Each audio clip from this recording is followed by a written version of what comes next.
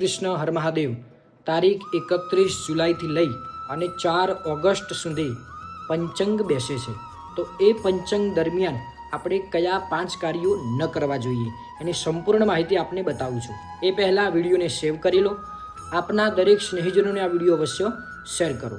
તો તારીખ 31 જુલાઈ શુક્રવારના દિવસે ચોર પંચંગ છે.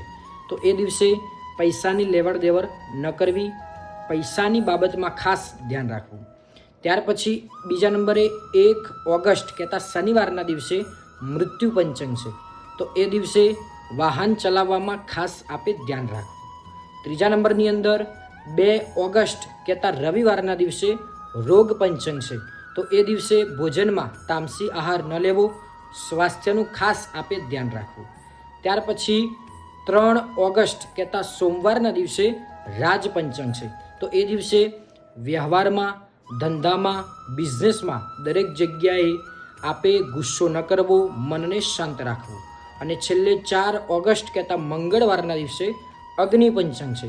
તો એ દિવસે અગ્નિ કહેતા આગને લગતી જેટલી પણ સમસ્યાઓ હોય એ સમસ્યાઓમાં આપે ધ્યાન રાખ. ખાસ આ 5 દિવસ દરમિયાન આ 5 બાબતો આપ ધ્યાનમાં લેજો. આ વિડીયોને આપના સગા સંબંધી, મિત્રો અને સ્નેહીજનો સુધી આ વિડીયો અવશ્ય શેર કરજો, કેમ કે એ લોકો સુધી પણ આ માહિતી ચોક્કસપણે ત્યાં પહોંચી શકે અને એ લોકો પણ આ 5 દિવસ દરમિયાન આ વાતોનું ધ્યાનમાં રાખે. વિડીયોને લાઇક કરજો, કોમેન્ટમાં જય શ્રી કૃષ્ણ હર મહાદેવ તો અવશ્ય લખજો. આવી જ જાણકારી માટે અમારા પેજને ફોલો કરી લેજો. જય શ્રી કૃષ્ણ હર મહાદેવ, જય માતાજી.